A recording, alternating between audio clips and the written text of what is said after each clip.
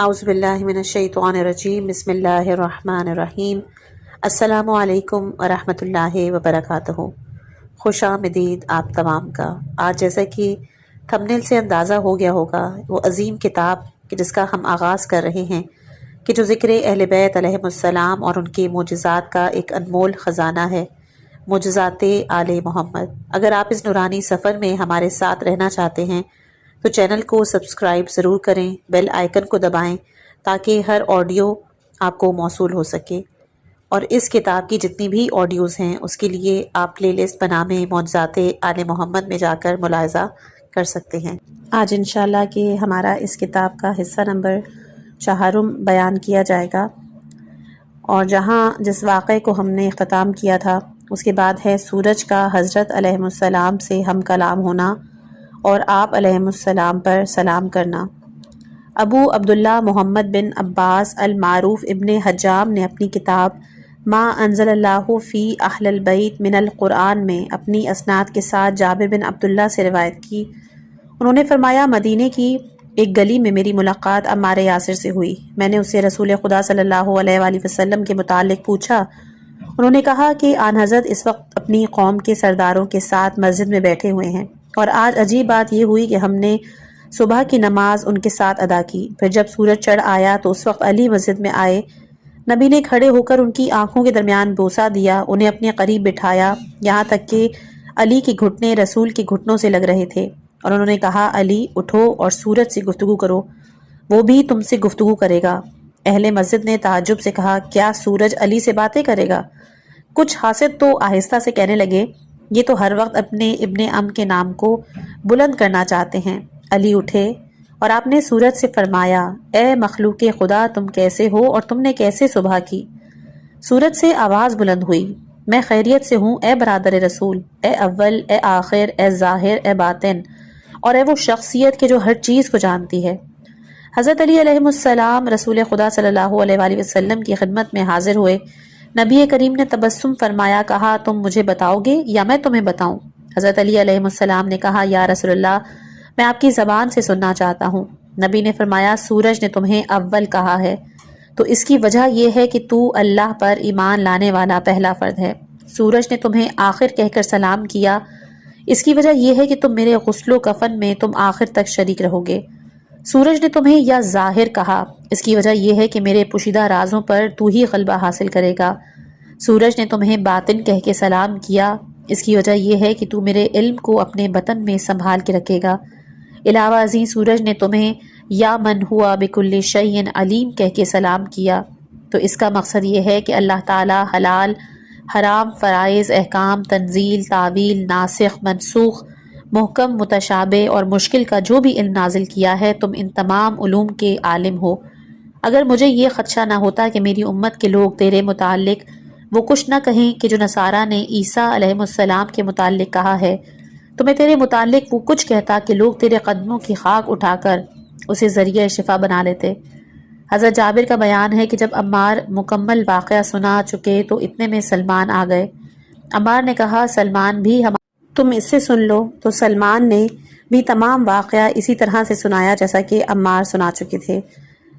اسی طرح امام محمد باقر علیہ السلام سے منقول ہے کہ ایک دن نبی اکرم صلی اللہ علیہ وآلہ وسلم نے حضرت علی علیہ السلام کی گود میں سر رکھا اور آپ سو گئے۔ حضرت علی علیہ السلام نے اس وقت تک عصر کی نماز نہیں پڑھی تھی۔ سورج ڈوبنے لگا تو رسول خدا بیدار ہوئے۔ حضرت علی علیہ السلام نے ان سے اپنی نماز قضا ہونے کا تذکرہ کیا۔ انہوں نے دعا کی، سورج عصر کے مقام پہ پلٹ آیا اور حضرت علی علیہ السلام نے نماز پڑھی۔ پھر رسول خدا صلی اللہ علیہ وآلہ وسلم نے ان سے فرمایا، اٹھو، سورج پر سلام کرو، وہ بھی تم سے کلام کرے گا۔ حضرت علی علیہ السلام نے کہا، یا رسول اللہ، میں سورج کو کیسے سلام کروں؟ رسول نے فرمایا، تم اسے السلام علیکہ یا خلق اللہ کہہ کر سلام کرو۔ مولا علی علیہ السلام اٹھے، انہوں نے سورج کو السلام علیکم یا خلق اللہ کہہ کے سلام کیا۔ جواب میں سورج نے کہا، تجھ پر سلام ہو اے اول، اے آخر، اے ظاہر، اے باطن، اے اپنے محبوب کو نجات دینے والے اور اے اپنے دشمنوں کو جکڑنے والے۔ نبی اکرم صلی اللہ علیہ وآلہ وسلم نے حضرت علی علیہ السلام سے فرمایا، سورج نے تمہیں کیا کہا؟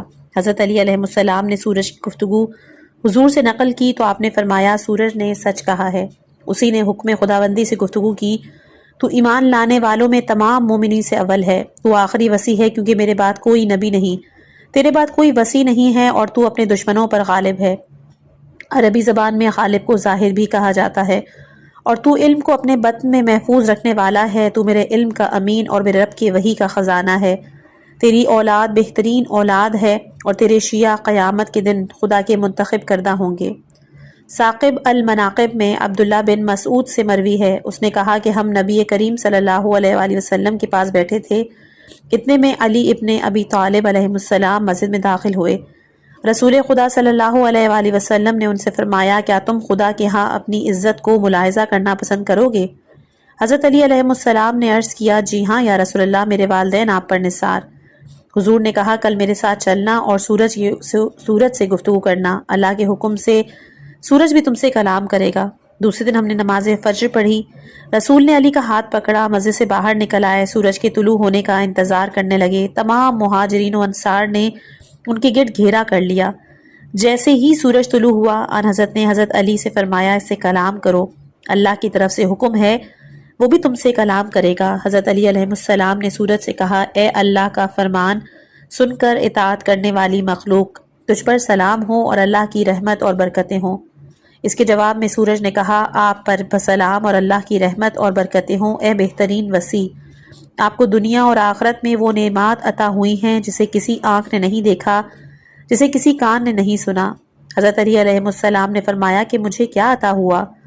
سورج نے کہا، مجھے ان انعامات کے بیان کرنے کی اجازت نہیں ہے، ورنہ لوگ فتنے میں پڑ جائیں گے، لیکن تجھے دنیا اور آخرت میں علم و حکمت مبارک ہو، اور تو ان لوگوں میں سے ہے کہ جن کے متعلق خداوند متعال سورہ سجدہ آیت نمبر 17 میں فرماتا ہے، کسی کو بھی معلوم نہیں ہے کہ ان کے لیے آنکھوں کی ٹھنڈک کا کیا سامان چھپا کر رکھا گیا ہے، یہ بدلہ ہے ان کے اعمال کا۔ یہ تیرا تعلق ان لوگوں سے ہے کہ جن کے متعلق اللہ نے یہ آیت نازل کی، سورہ سجدہ آیت نمبر 18۔ کیا وہ جو مومن ہے فاسق کی طرح سے ہو سکتا ہے؟ وہ برابر نہیں ہو سکتے۔ روایت میں ہے کہ سورج نے حضرت علی علیہ السلام سے 3 بار کلام کی تھی۔ اسی روایت کو ابن شہر آشوب نے مناقب میں، شیخ ابو علی محمد بن احمد بن علی فتال نے روضۃ الواعظین میں، خطیب خوارزمی نے کتاب مناقب امیر المومنین میں اسے اپنی اپنی اسناد سے نقل کیا۔ کسرا کی کھوپڑی کا حضرت سے کلام کرنا۔ سید مرتضیٰ رقم طراز ہیں کہ ابو علی محمد بن حمام نے کتاب الانوار میں اپنی اسناد سے عمار ثابتی سے روایت کی کہ امیر المومنین علیہ السلام مدائن میں تشریف لائے اور آپ نے ایوان کسرا میں قیام کیا۔ کسرا کے منجم کا بیٹا دلف بھی آپ کے ہمراہ تھا۔ آپ نے ظہر کی نماز پڑھی تو دلف سے فرمایا، میرے ساتھ اٹھو۔ دلف آپ کے ساتھ اٹھا، آپ نے ایوان کسرا میں چلنا شروع کیا۔ ایوان کے ہر کمرے کو دیکھ کر آپ بتانے لگے کہ یہ کمرہ فلاں کام کے لیے تھا، یہ کمرہ فلاں کام کے لیے۔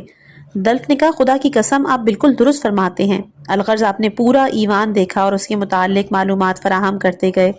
آپ کی بیان کردہ معلومات سن کر دلف نے کہا، امیر المومنین، مجھے تو یوں لگتا ہے جیسے کہ سارا ایوان آپ کے ہاتھوں سے تعمیر ہوا ہے۔ پھر ایوان میں آپ کی نظر ایک بوسیدہ کھوپڑی پر پڑی۔ آپ نے اپنے ایک ساتھی سے کہا، اس کھوپڑی کو اٹھا کر یہاں لے آؤ۔ آپ کا ساتھی کھوپڑی کو اٹھا کر لایا۔ آپ دوبارہ ایوان کے حال میں تشریف لائے اور وہاں بیٹھ گئے۔ پھر آپ نے ایک تھال طلب کیا۔ جب تھال آ گیا تو آپ نے فرمایا، اس میں پانی ڈالو، اور اس کے بعد آپ نے اپنے صحابی کو حکم دیا کہ اس بوسیدہ کھوپڑی کو اس تھال میں رکھ دو، اور اس کے بعد آپ نے کھوپڑی سے فرمایا، اے کھوپڑی، مجھے بتا کہ میں کون ہوں اور تو کون ہے؟ کھوپڑی نے فصیح عربی زبان میں کہا، آپ امیر المومنین اور سید الوصیین ہیں، اور آپ ظاہر و باطن میں امام المتقین ہیں۔ آپ کا مقام توصیف و ثنا سے کہیں بلند و بالا ہے، اور جہاں تک میرا تعلق ہے تو میں اللہ کا بندہ اور اللہ کی کنیز کا بیٹا کسرا انو شیروان ہوں۔ سابات مدائن کے لوگوں نے حضرت کا یہ معجزہ دیکھا اور پھر وہ اپنے گھروں کو گئے۔ انہوں نے وہ جو کچھ دیکھا وہ بیان کیا۔ لوگوں نے حضرت کے اس معجزے کے متعلق طرح طرح کی تعویلات کی۔ دوسرے دن لوگ آپ کے پاس آئے تو کچھ لوگوں نے آپ سے کہا، جن لوگوں نے آپ کا معجزہ دیکھا تھا انہوں نے تو ہمارے دلوں میں شکوک اور شبہات پیدا کر دیے۔ کچھ لوگوں نے آپ کے متعلق وہی کچھ کہنا شروع کر دیا جو نصارہ حضرت مسیح کے متعلق کہتے تھے۔ کچھ لوگوں نے آپ کے متعلق الوحیت کے دعوے شروع کر دیے، اور اگر آپ انہیں اسی حالت میں چھوڑ دیا تو لوگ کافر ہو جائیں گے۔ لوگوں نے کہا کہ ہم یہ چاہتے ہیں کہ آپ ان کے ساتھ وہی سلوک کریں کہ جو آپ نے عبداللہ ابن سبا اور اس کے ساتھیوں کے ساتھ کیا تھا۔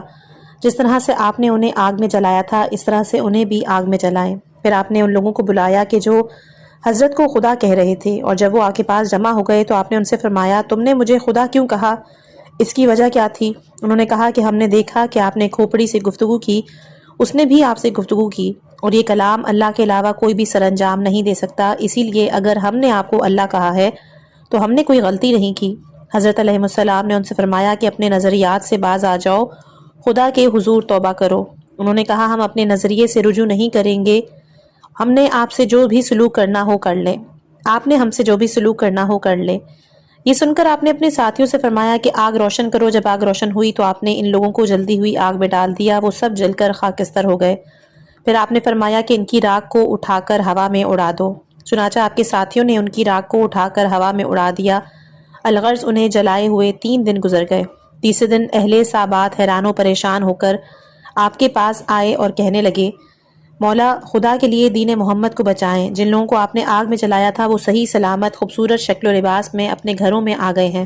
آپ نے فرمایا کیا تم نے انہیں جلایا نہیں تھا اور تم نے ان کی راکھ کو ہوا میں نہ اڑایا تھا؟ انہوں نے کہا جی ہاں یا امیر المومنین، ہم نے یہ سب کچھ کیا تھا۔ آپ نے فرمایا میں نے انہیں جلایا تھا، اللہ نے انہیں زندہ کر دیا۔ اس کے بعد اہل سابات حیران و پریشان، اور اس واقعے کے بعد بہت سے لوگوں نے عبداللہ بن سبا کا نظریہ اختیار کر لیا۔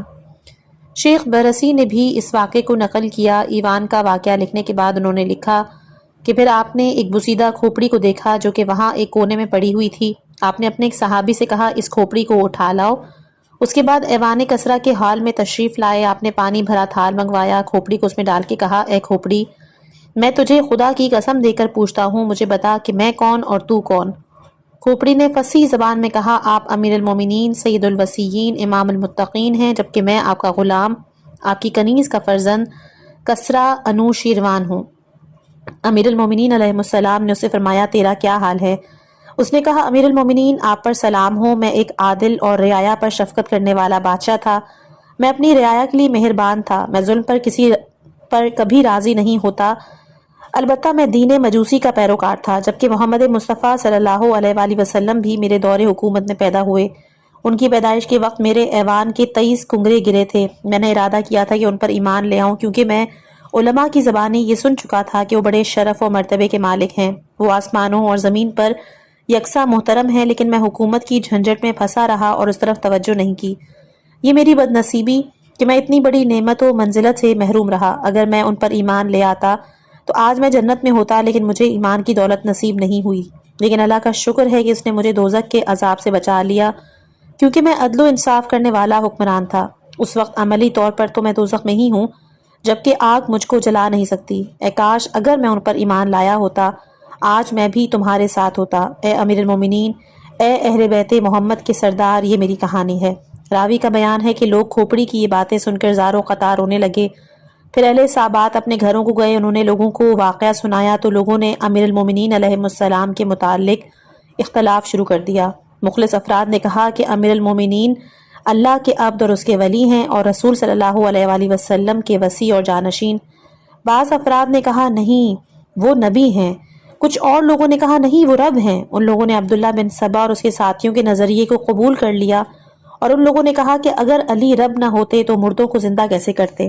امیر المومنین علیہ السلام کو لوگوں کے نظریات کا پتہ چلا تو آپ کو بڑی کوفت ہوئی اور آپ نے اپنے پاس طلب کیا، فرمایا لوگوں تم پر شیطان غالب آ چکا ہے، میں اللہ کا عبد ہوں، اللہ نے مجھ پر احسان کیا، مجھے ولایت، امامت و ولایت، وصیت رسول الہ عطا فرمائی، تم لوگ کفر سے باز آ جاؤ، میں اللہ کا عبد اور ابن عبد ہوں، حضرت محمد مصطفیٰ صلی اللہ علیہ وآلہ وسلم مجھ سے افضل ہیں، مگر وہ بھی اللہ کے عبد ہی ہیں اور ہم بھی تمہاری طرح کے انسان۔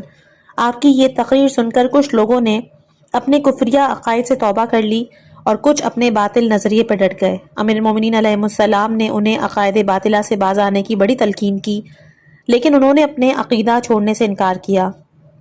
اس عقیدے کے حامل کچھ افراد وہاں سے اپنے گھروں کو چلے گئے اور جو افراد باقی تھے آپ نے انہیں آگ میں جلا دیا۔ آپ کو رب کہنے والوں نے کہا اگر علی رب نہ ہوتے تو ہمیں آگ کا عذاب کیوں دیتے؟ کیونکہ آگ کا عذاب اللہ کے ساتھ مخصوص ہے، اسی لیے علی اللہ ہے، نعوذ باللہ۔ حافظ برسی کی کتاب میں تو ہمیں روایت کہیں نظر نہیں آئی، البتہ یہ روایت فازان فضائل شازان کے صفحہ نمبر 70 اور 71 پر موجود ہے، اور علامہ مجلسی نے بھی اس روایت کو انہی کے حوالے سے بحار الانوار میں نقل کیا، لیکن ہمیں اس روایت پر 3 اعتراض ہیں۔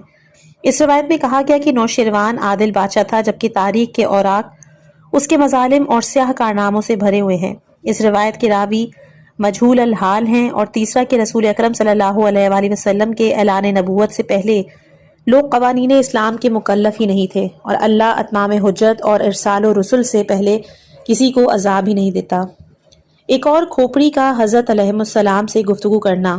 شیخ برسی لکھتے ہیں کہ ابو رواحہ انصاری نے مغربی سے روایت کی، اس نے کہا کہ جب امیر المومنین علیہ السلام جنگ نہروان سے فارغ ہو کر واپس آ رہے تھے تو آپ نے دیکھا کہ ایک پرانی کھوپڑی پڑی ہوئی تھی۔ آپ نے فرمایا اس کھوپڑی کو لے آؤ۔ پھر آپ نے اپنے چابک سے اسے حرکت دی اور فرمایا مجھے اپنے متعلق بتا کہ تو کون ہے، کیا تو غریب ہے، کیا دولت مند ہے، بدبخت ہے، خوش نصیب، بادشاہ ہے یا رعیت؟ کھوپڑی نے فصیح زبان میں جواب دیا، امیر المومنین میں ظالم بادشاہ تھا، میرا نام پرویز بن ہرمز ہے، میں شاہوں کا شہنشاہ ہوں، میں نے مشرق و مغرب پر حکومت کی، میدانوں پہاڑ برو بحر پر میرا اقتدار تھا، میں نے 1000 دنیا کے شہروں پر بزور شمشیر قبضہ کیا، میں نے 1000 بادشاہ قتل کیے، میں نے 50 نئے شہر آباد کیے، میں نے 500 کنواری لڑکیوں کی بکارت زائل کی، اور میں نے 1000 ترکی، 1000 ارزی، 1000 رومی، 1000 حبشی غلام خرید کیے، اور میں نے بادشاہوں کی 70 بینیوں سے شادیاں کی، میں ہر سلطنت پر غالب آیا اور میں نے سب پر ظلم کیا، اور اس کے بعد میری عمر کا پیمانہ لبریز ہو گیا اور ملک الموت میرے پاس آیا تو اس نے مجھ سے کہا اے ظالم، اے سرکش، تو نے ساری زندگی حق کی مخالفت کی۔ اس کی آواز میں اتنا روب تھا کہ میرے اعضاء کانپنے لگے، میرا پورے کا پورا وجود لرزنے لگا۔ اس نے میرے سامنے ان مظلوم لوگوں کو پیش کیا جنہیں میں نے اپنے زندانوں میں ڈالا ہوا تھا۔ زندان میں وہ ایڑیاں رگڑ رہے تھے، ان کی تعداد 70,000 تھی اور ان سب کا تعلق بادشاہوں کی نسل سے تھا۔ پھر ملک الموت نے میری روح قبض کر لی، میری موت کی وجہ سے اہل زمین کو سکون نصیب ہوا، اب میں ہمیشہ ہمیشہ کے لیے عذاب میں مبتلا رہوں گا۔ اللہ تعالیٰ نے 70,000 زبانیاں فرشتوں کو مجھ پر موکل کیا، ہر ایک کے ہاتھ میں دوزخ کا ایک گرز ہے، اور اگر ان میں سے ایک گرز پہاڑوں پر مارا جائے تو وہ بھی ریزہ ریزہ ہو جائیں، اور جب ایک فرشتہ مجھے گرز مارتا ہے تو آگ کے شعلے بلند ہوتے ہیں اور میں جل جاتا ہوں۔ اس کے بعد اللہ تعالیٰ مجھے دوبارہ زندہ کرتا ہے، مجھے اثر نو عذاب دیتا ہے، عذاب کا یہ سلسلہ ہمیشہ ہمیشہ کے لیے جاری رہے گا۔ میرے جسم پر جتنے بال ہیں ان کی تعداد کے برابر اللہ نے سانپ اور بچھو مجھ پر مسلط کر دیے ہیں کہ جو مجھے ہر وقت ڈستے رہتے ہیں اور مجھے ان کے ڈنک کی اذیت محسوس ہوتی ہے۔ بچھو اور سانپ صرف مجھے ڈستے ہی نہیں بلکہ وہ مجھے کہتے ہیں یہ بندوں پر تیرے ظلم کا بدلہ ہے۔ اس کے بعد کھوپڑی خاموش ہو گئی۔ کھوپڑی کی گفتگو سن کر آپ کا تمام لشکر رونے لگا، اور پھر انہوں نے کہا اے امیر المومنین، ہم گواہی دیتے ہیں کہ ہم آپ کے حق سے غافل رہے، جبکہ رسول خدا صلی اللہ علیہ وآلہ وسلم نے آپ کا حق بیان بھی کیا تھا۔ ہم نے آپ کے حق سے انحراف کر کے سراسر گھاٹے کا سودا کیا، اب تک ہم نے آپ پر زیادتیاں کی، اغیار کو آپ کی مسند پر بٹھائے رکھا۔ خدا را آپ ہماری تمام تر غلطیاں معاف کر دیں کیونکہ ہم سخت شرمندہ ہیں۔ اس کے بعد آپ نے ایک کھوپڑی کو دفن کرنے کا حکم دیا، کھوپڑی کو دریا کے کنارے دفن کیا گیا، اور جیسے ہی کھوپڑی دفن ہوئی تو دریا کا پانی چلتے ہوئے رک گیا اور دریا کے تمام جانور پانی کی سطح پر آ گئے، اور سب نے امیر المومنین علیہ السلام کو سلام کیا۔ مردوں کا زندہ کرنا۔ ثقۃ الاسلام کلینی نے اپنے اسناد سے عیسیٰ شلقان سے روایت کی، اس نے کہا کہ میں نے امام جعفر صادق علیہ السلام سے سنا کہ آپ نے ارشاد فرمایا بنی مخزوم کے ساتھ امیر المومنین علیہ السلام کی رشتہ داری تھی۔ ایک مرتبہ ایک جوان آیا، اس نے آپ سے کہا ماموں جان، میرا بھائی مر گیا ہے اور میں اس کے غم میں ہلکان ہو رہا ہوں۔ آپ نے فرمایا کیا تو اپنے بھائی کو دیکھنا چاہتا ہے؟ اس نے کہا جی ہاں۔ حضرت نے کہا تم مجھے اس کی قبر پہ لے چلو۔ آپ رسول خدا صلی اللہ علیہ وآلہ وسلم کی چادر اوڑھ کر اس کے ساتھ آئے۔ جب آپ اس قبر پر پہنچے تو آپ نے زیر لب کچھ کلمات ارشاد کیے، پھر آپ نے قبر پر ٹھوکر ماری تو وہ شخص قبر سے برآمد ہوا۔ یہ تو کون سی زبان بول رہا ہے؟ اس نے کہا جی ہاں، لیکن میں فلاں کی سنت پر مرا اسی لیے میری زبان بدل گئی۔ سام بن نو کو زندہ کرنا۔ ابن شہر آشوب رقم تراز ہیں کہ علوی البصری نے اپنی کتاب میں لکھا کہ یمن سے کچھ افراد رسول اکرم صلی اللہ علیہ وآلہ وسلم کے پاس آئے اور انہوں نے کہا کہ ہم سابقہ سلاطین کی اولاد ہیں، ہمارا تعلق آل نو سے ہے اور ہمارے نبی کے وصی سام تھے۔ ان کی تعلیمات میں ایک بات یہ بھی تھی کہ ہر نبی کوئی نہ کوئی معجزہ لے کر ہی آتا ہے، ہر نبی کا ایک وصی ہوتا ہے جو اس کا جانشین ہوتا ہے، اب آپ بتائیں کہ آپ کا وصی کون ہے؟ رسول اکرم صلی اللہ علیہ وآلہ وسلم نے علی علیہ السلام کی طرف اشارہ کر کے فرمایا کہ یہ میرا وصی ہے۔ ان لوگوں نے کہا کہ اگر ہم ان سے یہ سوال کریں کہ وہ ہمیں سام بن نوح کی زیارت کرائیں تو کیا وہ ایسا کر سکیں گے؟ نبی نے فرمایا جی ہاں، وہ اذن خداوندی سے ایسا کریں گے۔ پھر انہوں نے حضرت علی علیہ السلام سے فرمایا کہ علی، انہیں لے کر مسجد کے اندرونی حصے میں جاؤ اور محراب کے پاس زمین پر پاؤں کی ٹھوکر مارو۔ حضرت علی علیہ السلام انہیں لے کر روانہ ہوئے۔ ان کے ہاتھوں میں صحائف تھے اور انہیں لے کر مسجد کے اندر محراب پیغمبر کے قریب لے گئے۔ وہاں آپ نے 2 رکعت نماز پڑھی، پھر آپ نے کھڑے ہو کر زمین پر ٹھوکر ماری، زمین پھٹ گئی۔ ایک لحد اور ایک تابوت ظاہر ہوا۔ اس تابوت سے ایک بزرگ نمودار ہوئے جن کا چہرہ 14ویں کے چاند کی طرح سے چمک رہا تھا، داڑھی ان کی ناف تک آتی تھی۔ انہوں نے سر سے مٹی جھاڑی، حضرت علی علیہ السلام پر درود پڑھا، پھر انہوں نے کہا میں گواہی دیتا ہوں کہ اللہ کے علاوہ کوئی عبادت کے لائق نہیں اور محمد مصطفیٰ صلی اللہ علیہ وآلہ وسلم اللہ کے رسول اور تمام رسولوں کے سردار ہیں۔ آپ محمد مصطفیٰ کے وصی اور تمام اوصیاء کے سردار ہیں۔ میں سام بن نوح ہوں۔ اہل یمن کے ہاتھوں میں جو صحیفے تھے انہوں نے اپنے صحیفے کھول کر ان کے حلیے کو پڑھا تو جو حلیہ ان کے صحیفوں میں لکھا تھا وہی حلیہ انہیں مسجد میں دکھائی دیا۔ اہل یمن نے کہا کہ اگر یہ سام ہیں تو پھر ہماری خواہش ہے کہ وہ اپنے صحائف میں سے کوئی سورت تلاوت کریں۔ حضرت سام نے ایک پوری سورت پڑھ کے سنائی، پھر انہوں نے حضرت علی علیہ السلام پر سلام کیا اور دوبارہ نیند کے آغوش میں چلے گئے۔ زمین دوبارہ ہموار ہو گئی۔ یہ معجزہ دیکھ کر اہل یمن نے کہا بے شک اسلام ہی خدا کا پسندیدہ دین ہے، اور انہوں نے اسلام قبول کیا۔ اللہ تعالیٰ نے اس سلسلے میں یہ آیت بھیجی، سورہ شعراء آیت نمبر 9 اور 10۔ کیا ان لوگوں نے خدا کو چھوڑ کر اپنے لیے اور سرپرست بنا لیے ہیں، جبکہ وہی سب کا سرپرست ہے اور وہی مردوں کو زندہ کرتا ہے اور وہ ہر چیز پر قدرت رکھتا ہے، اور تم جس چیز میں بھی اختلاف کرو گے اس کا فیصلہ اللہ کے ہاتھ میں ہی ہے۔ وہی میرا پروردگار ہے اور اسی پر میرا بھروسہ اور اسی کی طرف میں رجوع کرتا ہوں۔ وصی موسیٰ کے ساتھ حضرت کی گفتگو۔ محمد بن حسن الصفار نے اپنی اسناد سے عبایت الاسدی سے روایت کی کہ اس نے کہا میں امیر المومنین علیہ السلام کے پاس گیا۔ آپ کے پاس ایک پرانی شکل و صورت کا فرد بیٹھا ہوا تھا اور آپ امیر المومنین علیہ السلام معذرت اس کے ساتھ ہم کلام تھے۔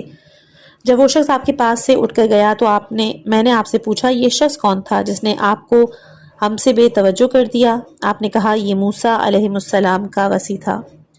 وصی عیسیٰ کے ساتھ گفتگو۔ ابن شہر آشوب رقم تراز ہے کہ امام جعفر صادق علیہ السلام نے فرمایا کہ امیر المومنین علیہ السلام نے صفین کی طرف جاتے ہوئے ایک پہاڑ کے نزدیک نماز مغرب کی اذان دی۔ اچانک پہاڑ شگافتہ ہوا، اس میں سے ایک بزرگ برآمد ہوئے جن کا چہرہ بڑا چمکدار، ان کی داڑھی سفید، اور اس نے حضرت پر سلام کرتے ہوئے کہا کہ السلام علیک یا امیر المومنین ورحمۃ اللہ وبرکاتہ، اور اس کے جواب میں آپ نے کہا بھائی شمعون وصی عیسیٰ ابن مریم، آپ پر بھی میرا سلام ہو، آپ کا حال کیسا ہے؟ اس نے کہا میں خیریت سے ہوں، مجھے روح اللہ کے نازل ہونے کا انتظار ہے۔ اللہ کی راہ میں آپ سے زیادہ تکلیف برداشت کرنے والا، خدا کے ہاں آپ سے بڑھ کر رتبہ حاصل کرنے والا مجھے اور کوئی دکھائی نہیں دیتا۔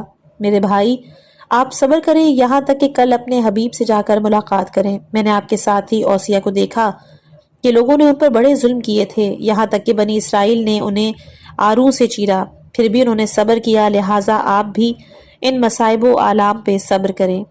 ایک مردے کو زندہ کرنا۔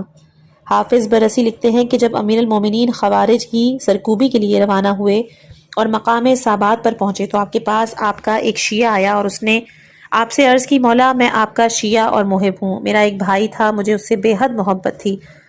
جب حضرت عمر نے سعد بن ابی وقاص کو مدائن فتح کرنے کے لیے روانہ کیا تھا، میرا بھائی بھی اس کی فوج میں شامل تھا اور یہاں آ کر وہ جنگ میں مارا گیا اور اس وقت اسے مرے ہوئے کئی برس گزر چکے ہیں۔ امیر المومنین علیہ السلام نے فرمایا کہ آخر تو کیا چاہتا ہے؟ اس نے کہا میں چاہتا ہوں کہ آپ اسے زندہ کریں۔ حضرت نے فرمایا کہ اس کے زندہ ہونے میں تجھے کوئی فائدہ نہیں۔ اس نے کہا مولا اس کے علاوہ میری اور کوئی خواہش نہیں۔ حضرت نے کہا اگر تو اپنی اس خواہش سے باز نہیں آ سکتا مجھے اس کی قبر دکھا دے۔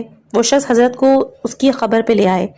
اس وقت آپ علیہ السلام خچر پر سوار تھے، آپ کے ہاتھ میں نیزہ تھا، آپ نے نیزے کی انی اس کی قبر پہ رکھی۔ اچانک قبر پھٹ گئی اور اسے ایک لمبے قد اور گندمی رنگ کا شخص برآمد ہوا جو کہ عجمی زبان میں گفتگو کر رہا تھا۔ امیر المومنین علیہ السلام نے فرمایا تو عربی تھا، تیری زبان کیوں بدل گئی؟ اس نے کہا جی ہاں میں عربی تھا، لیکن آپ کی دشمنی اور آپ کے دشمنوں کی دوستی سے میری زبان بدل گئی اور میں دوزخ میں چلا گیا۔ جب اس کے بھائی نے اپنے مردہ بھائی کی یہ حال دیکھا تو اس نے امیر المومنین علیہ السلام سے عرض کی کہ مولا یہ جہاں سے آیا ہے اسے وہیں بھیج دیں، مجھ کو اس کی کوئی ضرورت نہیں۔ امیر المومنین علیہ السلام نے فرمایا کہ تو جہاں سے آیا ہے وہاں واپس چلا جا۔ وہ قبر میں چلا گیا اور قبر بند ہو گئی۔ ام فروہ انصاریہ کو زندہ کرنا۔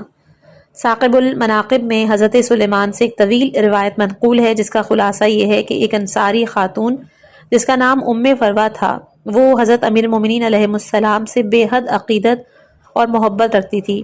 اس بیچاری کو محبت علی کی وجہ سے قتل کیا گیا، اور جب اسے شہید کیا گیا تو آپ مدینے میں موجود نہ تھے۔ جب آپ واپس آئے اور آپ نے اس کے قتل کی خبر سنی، آپ کو صدمہ ہوا اور اس مومنہ کی قبر پہ تشریف لے گئے، آسمان کی طرف سر بلند کیا، کہا پروردگار تو ہی موت کے بعد جانوں کو زندہ کرتا ہے، گلی سڑی ہڈیوں کو دوبارہ اٹھاتا ہے، ہمارے لیے ام فروہ کو زندہ کر، اس کو ان کے لیے عبرت بنا کہ جو تیرے نافرمان ہیں۔ اس وقت آپ نے ایک ہاتف غیبی کی آواز سنی کہ ہم نے تمہاری درخواست قبول کی۔ پھر آپ نے اس کی قبر پر پاؤں کی ٹھوکر ماری، فرمایا کنیز خدا اللہ کے حکم سے اٹھ۔ قبر پھٹ گئی، ام فروہ اس سے برآمد ہوئی اور آپ کو دیکھا تو رو رو کر کہنے لگی لوگوں نے آپ کے نور کو بجھانے کی کوششیں کی ہیں، لیکن اللہ نے تیرے نور کو مزید روشنی سے نوازا ہے، آپ کے ذکر کو بلندی دی ہے، اگرچہ کہ کافروں کو یہ بات ناپسند ہی کیوں نہ ہو۔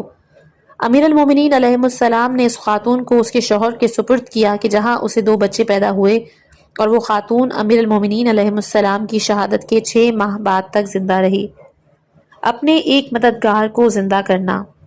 ثاقب المناقب میں مذکور ہے کہ ازبغ بن نباتہ نے کہا کہ میرے آقا و مولا امیر المومنین علیہ السلام ایک قبرستان سے گزرے اور آپ نے قبروں کی طرف دیکھا تو فرمایا کیا تو خدا کی نشانی دیکھنا پسند کرتا ہے؟ میں نے کہا جی ہاں۔ پھر آپ نے اپنے ہاتھ سے قبر کی طرف اشارہ کیا، فرمایا اے مردے زندہ ہو جا۔ جیسے ہی آپ کے یہ الفاظ تمام ہوئے تو قبر شگافتہ ہوئی اور اس سے ایک بزرگ نمودار ہوا، اور اس نے آپ پر سلام کرتے ہوئے کہا السلام علیکم یا امیر المومنین و خلیفۃ رب العالمین۔ آپ نے فرمایا تو کون ہے؟ اس نے کہا مولا میں عمرو بن دینار ہمدانی ہوں، میں واقع انبار میں معاویہ کے فوجیوں کے ہاتھوں شہید ہوا تھا۔ حضرت نے فرمایا کہ اب اپنے خاندان کی طرف لوٹ جا اور انہیں جا کر بتا کہ اللہ کے حکم سے مجھے علی ابن ابی طالب علیہ السلام نے زندہ کیا ہے اور تمہارے پاس روانہ کیا ہے۔ سلیمان بن داؤد علیہ السلام سے ہم کلام ہونا۔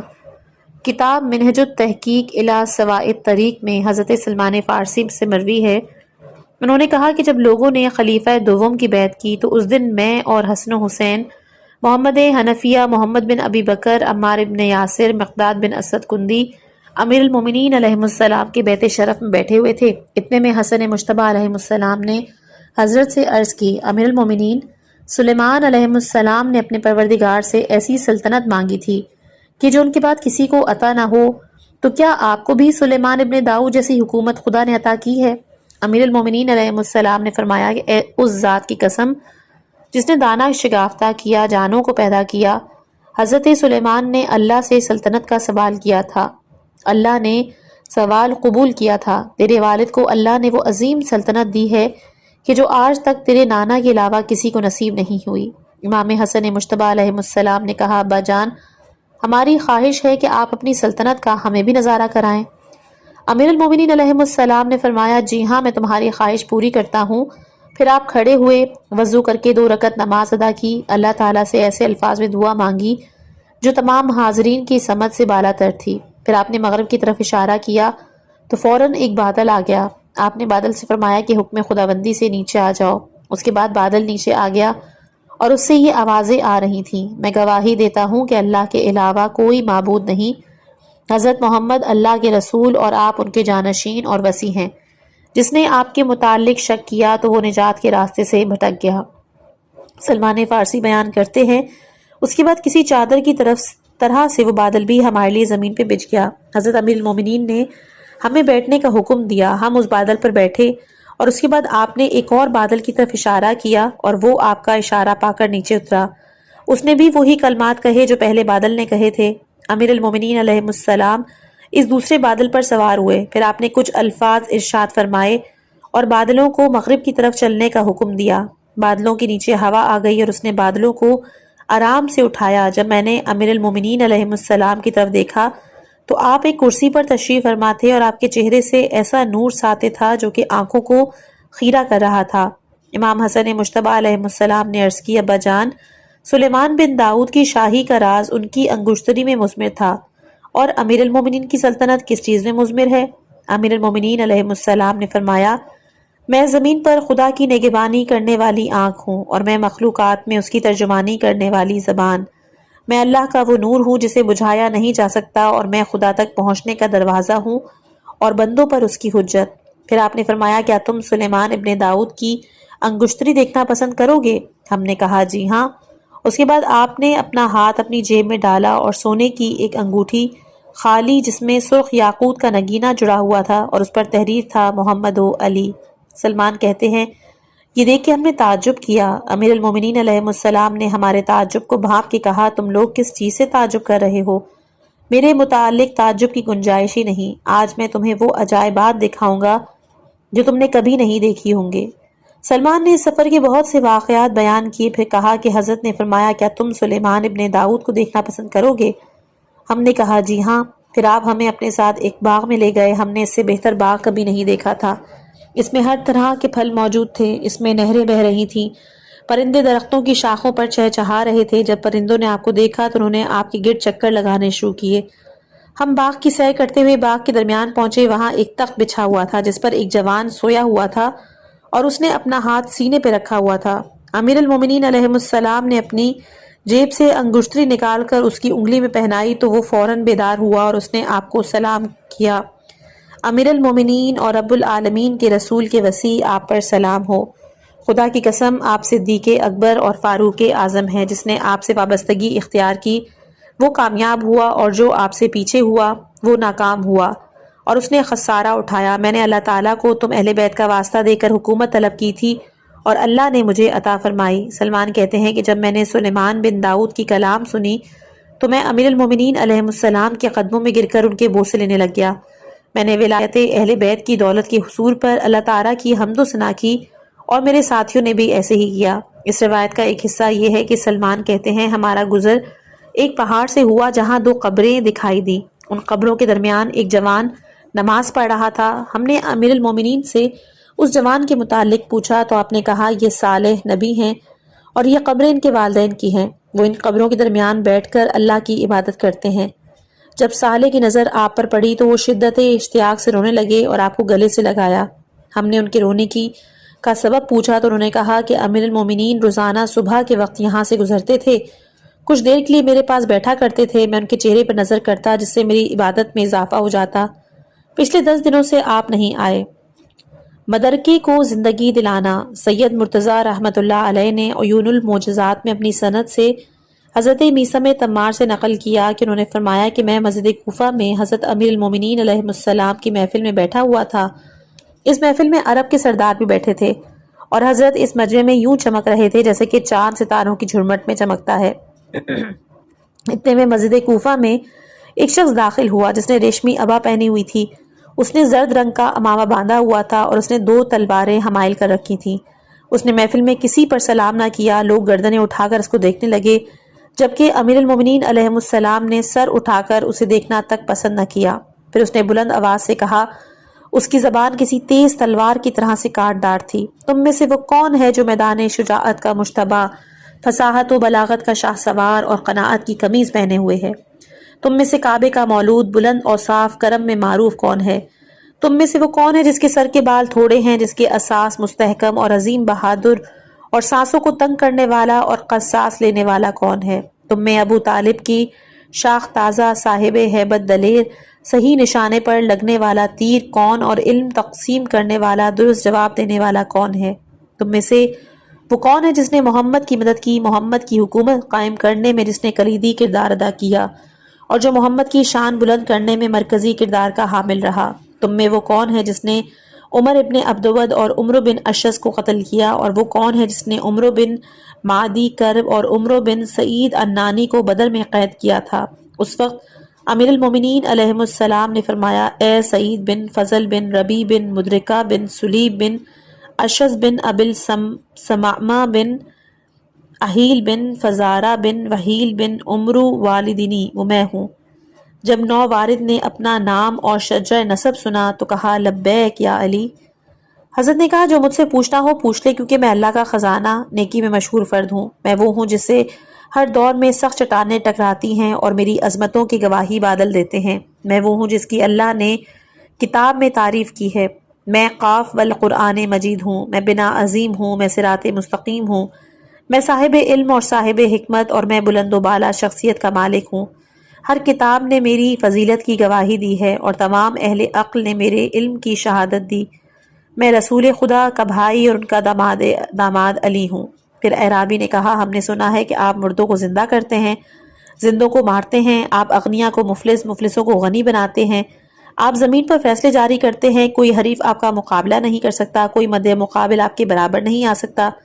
تو کیا جو کچھ ہم نے سنا وہ صحیح ہے یا غلط؟ مولا نے کہا تم اپنا مقصد بیان کرو۔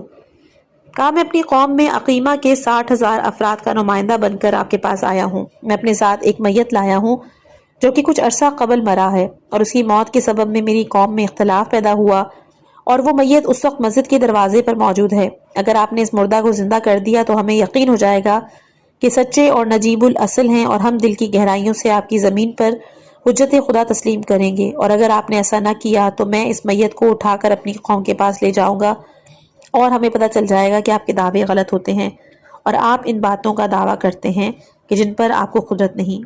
میثم تمار کہتے ہیں کہ اس وقت میرے آقا و مولا نے مجھے آواز دے کے کہا ابو جعفر میثم، تم اونٹ پر سوار ہو کر پورے شہر کوفے کی گلیوں اور بازاروں میں اعلان کرو کہ جس نے یہ دیکھنا ہو کہ اللہ نے برادر رسول اور داماد رسول علی کو کیا فضیلت دی ہے، اور رسول خدا نے انہیں کتنا علم و دیت کیا ہے، تو وہ کل صبح کے وقت نجف میں آ جائے۔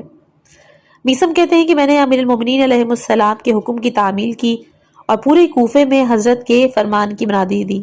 پھر آپ نے فرمایا کہ ابو جعفر اس اعرابی کو اپنے ساتھ لے چلو، یہ تمہارا مہمان ہے، اللہ تعالیٰ کل بھلائی کرے گا۔ میں نے اس اعرابی کو ساتھ لیا، اس کے ساتھ ایک محمل تھا جس میں اس نے میت کو رکھا ہوا تھا۔ میں اسے اپنے گھر لے گیا، میں نے اس کی خدمت کی۔ دوسرے دن میرے آقا و مولا نے نماز فجر پڑھائی، نجف کی طرف روانہ ہوئے۔ آپ کو نجف کی طرف جاتا ہوا دیکھ کر کوفے کے تمام لوگ نجف کی طرف چل پڑے۔ میں نے بھی اعرابی کو اپنے ساتھ لیا اور نجف پہنچ گیا۔ امیر المومنین علیہ السلام نے مجھے آواز دے کے کہا ابو جعفر، اعرابی اور اس کے ساتھ اس میت کو لے آؤ۔ اعرابی کو میں میت سمیت حضرت کے قریب لے آیا۔ پھر آپ نے اہل کوفہ سے فرمایا اہل کوفہ، جو کچھ مشاہدہ کرو اسے لوگوں کے سامنے بیان کرو، اور جو کچھ ہماری زبان سے سنو اسے لوگوں تک پہنچاؤ۔ پھر آپ نے اعرابی سے کہا تم اپنا اونٹ بٹھاؤ اور محمل سے تم اور مسلمانوں کی ایک جماعت میت کو باہر برآمد کرے۔ حضرت میثم کا بیان ہے محمل میں سے ایک تابوت لایا گیا۔ جب اعرابی نے تابوت کو کھولا تو میت زرد رنگ کے دیباج کے کپڑے میں لپٹی ہوئی تھی اور میت پر قیمتی موتی پڑے ہوئے تھے۔ میت کسی نوخیز نوجوان کی تھی، اس نے عورتوں کی طرح سے لمبی زلفیں رکھی ہوئی تھیں۔ حضرت امیر المومنین علیہ السلام نے اعرابی سے فرمایا اسے مرے ہوئے کتنے دن گزرے ہیں؟ اعرابی نے کہا اسے 41 دن ہو چکے ہیں۔ حضرت نے فرمایا یہ کیسے مرا؟ اس نے کہا اس کا خاندان چاہتا ہے کہ آپ اسے زندہ کریں تاکہ یہ خود بتائے کہ اسے کس نے قتل کیا، کیونکہ یہ رات کے وقت خیریت کے ساتھ سویا تھا اور صبح کے وقت یہ اپنے بستر پر قتل ہوا پایا گیا۔ یہ ایک کان سے دوسرے کان تک ذبح ہوا پڑا تھا۔ حضرت نے کہا اس کے قصاص لینے کے خواہش مند کون ہیں؟ اعرابی نے کہا اس کے 50 قریبی رشتہ دار اس کا انتقام لینا چاہتے ہیں، جبکہ قاتل مشخص نہیں۔ وہ لوگ اس کے قتل کا ایک دوسرے پر الزام لگا رہے ہیں۔ برادر محمد آپ اسے زندہ کریں تاکہ شک و شبے کے بادل چھٹ جائیں۔ حضرت نے فرمایا سنو، اسے اس کی چچا نے قتل کیا ہے کیونکہ اس نے اپنی بیٹی کی اسے شادی کی تھی۔ پھر کچھ دنوں کے بعد اس جوان نے ایک اور عورت سے شادی کر لی، اس کی چچا نے تیش میں آ کر قتل کیا۔ یہ سن کر سعید بن فضل نے کہا کہ ہم آپ کے اس فرمان پر اکتفا نہیں کر سکتے، ہم صرف یہ چاہتے ہیں کہ یہ جوان زندہ ہو کر اپنے خاندان میں جائے اور اپنی زبان سے اپنے قاتل کا اعلان کرے، اور اس طرح سے ہماری قوم باہمی جنگ سے بچ جائے۔ حضرت امیر المومنین علیہ السلام نے اللہ کی حمد و ثنا کی، رسول خدا پر درود پڑھا۔ پھر آپ نے فرمایا کہ اہل کوفہ بنی اسرائیل کی گائے کا مقام رسول اکرم کے بھائی سے زیادہ نہیں تھا۔ اگر گائے کی گوشت کے ایک ٹکڑے سے 7 دن قبل قتل ہونے والا زندہ ہو سکتا ہے تو پھر آج وسیع اس مقتول کو اپنے جسم کا ایک حصہ لگائے گا جس سے وہ زندہ ہو جائے گا۔ یاد رکھو میرا جسم گائے کے جسم سے اور میرے وجود کا ٹکڑا گائے کے گوشت کے ٹکڑوں سے کہیں زیادہ بہتر اور افضل ہے۔ پھر آپ نے مردہ کو پاؤں کی ٹھوکر لگائی، فرمایا مدرکہ بن حنزلہ بن انان بن بحیر بن قہر بن سلامہ بن طیب بن اشز بن احوز بن زاہلہ بن عمرو بن فضل بن حباب، اللہ کے حکم سے اٹھ بیٹھو، خدا نے تجھے زندگی دی ہے۔ حضرت ابو جعفر میسہ میں تمار نے فرمایا کہ جیسے ہی حضرت نے مردے کو اٹھنے کا کہا تو وہ جوان اٹھ بیٹھا، اس کا چہرہ سورج سے بھی زیادہ حسین۔ اس نے کہا میں حاضر ہوں، اے ہڈیوں کو زندگی دینے والے، مخلوق پر خدا کی حجت، فضیلت و انعام میں خدا کے منفرد شخص، اے علی، اے صاحب علم۔ امیر المومنین علیہ السلام نے فرمایا کہ نوجوان، تجھے کس نے قتل کیا؟ اس نے کہا مجھے میرے چچا حریث بن زامہ بن شکال بن عاصم نے قتل کیا۔ آپ نے کہا کیا اب تم اپنے خاندان میں جانا پسند کرو گے؟ نوجوان نے کہا مولا مجھے وہاں جانے کی کوئی ضرورت نہیں۔ حضرت نے وجہ دریافت کی تو اس نے کہا مجھے اندیشہ ہے کہ اگر میں وہاں گیا میرا چچا مجھے دوبارہ قتل کر دے گا اور آپ وہاں موجود نہیں ہوں گے، مجھے وہاں کون زندہ کرے گا؟ حضرت علی علیہ السلام اس کے ساتھی کی طرف متوجہ ہوئے، فرمایا کہ اب تم اکیلے ہی اپنے خاندان کی طرف جاؤ، جو کچھ تم نے دیکھا وہ سب جا کر اپنی قوم کو بتاؤ۔ اس نے کہا مولا اب میں بھی اپنی قوم کی طرف واپس نہیں جاؤں گا، میں اور یہ جوان ہم دونوں یہاں آپ کے پاس رہیں گے، خدا اس شخص پر لعنت کرے کہ جو حق دیکھنے کے بعد بھی حق سے انحراف کرے۔ چنانچہ وہ جوان جلندی سے گفتگو۔ حضرت عمار یاسر بیان کرتے ہیں کہ ہم امیر المومنین علیہ السلام کے ساتھ صفین کی طرف روانہ ہوئے، راستے میں دریائے فرات آیا تو آپ وہاں رک گئے اور ساتھیوں سے فرمایا کیا تمہیں اس کی گزرگاہ کا پتہ ہے کہ جہاں پانی کم ہو اور ہم وہاں سے گزر سکیں؟ حضرت کے فوجیوں نے کہا مولا ہمیں اس کا کوئی پتہ نہیں۔ پھر آپ نے اپنے ایک ساتھی سے فرمایا تم اس ٹیلے کی طرف چلے جاؤ اور وہاں آواز دے کر کہو جلندی دریا کی گزرگاہ کہاں ہے؟ حضرت کا فوجی اس ٹیلے پر گیا اور اس نے جلندی کے نام کی آواز دی۔ ٹیلے کے نیچے سے بہت سی لبیک کی آوازیں بلند ہوئیں اور ہر ایک نے کہا میرا نام جلندی ہے۔ آپ کا ساتھی پریشان ہو کے واپس آیا، کہا مولا وہاں تو بہت سے جلندی نام کے مردے ہیں، آپ کسی ایک کو مخصوص کریں تاکہ میں اس سے دریا کی گزرگاہ معلوم کر سکوں۔ آپ نے اس مرتبہ اپنے غلام قمبر کو بھیجا، فرمایا قمبر تم جاؤ اور جلندی بن کر کے نام صدا دو اور اس سے پوچھو کہ گزرگاہ کس طرف ہے۔ حضرت قمبر ٹیلے پہ گئے، آواز دے کر کہا جلندی بن کر ہمیں بتاؤ دریا کا پانی کس جگہ سے کم ہے تاکہ ہم وہاں سے دریا کو عبور کر سکیں۔ اس صدا کے جواب میں صرف ایک آواز بلند ہوئی اور اس نے کہا تم پر افسوس ہے جو میرا نام جانتا ہے اور جو میرے باپ کا نام جانتا ہے، جبکہ مجھے مرے ہوئے 3000 سال گزر چکے ہیں اور میری ہڈیاں تک گل سڑ چکی ہیں اور میرا کاسہ سر بھی مٹی ہو چکا ہے، تو کیا اسے یہ معلوم نہیں ہے کہ دریا کی گزرگاہ کہاں ہے؟ تم لوگوں کے دل اندھے ہو چکے ہیں اور تمہارے یقین کمزور ہو چکے ہیں، تم اس کی پیروی کرو اور جہاں سے وہ دریا کو عبور کرے تم بھی اس کے پیچھے دریا عبور کرو۔ وہ رسول خدا صلی اللہ علیہ وآلہ وسلم کے بعد خدا کی نظر میں سب سے زیادہ محترم ہے۔ سلمان کے موت کے بعد اس سے گفتگو۔ حضرت سلمان فارسی کے خادم زازان نے کہا کہ جب سلمان کی موت واقع ہوئی تو امیر المومنین علیہ السلام بطور معجزہ مدائن میں تشریف لائے اور آپ نے سلمان کو غسل دینے کا ارادہ کیا، اس کے چہرے سے چادر ہٹائی تو سلمان نے تبسم کیا، اٹھنے کا ارادہ کیا۔ امیر المومنین علیہ السلام نے فرمایا کہ اپنی موت کی حالت میں لوٹ جاؤ۔ اس کے بعد سلیمان مردہ ہو کر لیٹ گئے۔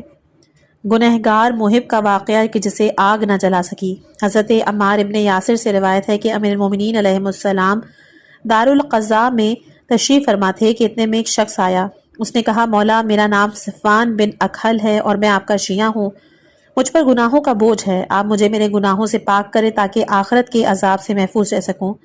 آپ نے فرمایا کہ اپنے سب سے بڑے گناہ کے متعلق مجھے بتاؤ۔ اس نے کہا مولا میں لڑکوں سے لواطت کرتا رہا ہوں۔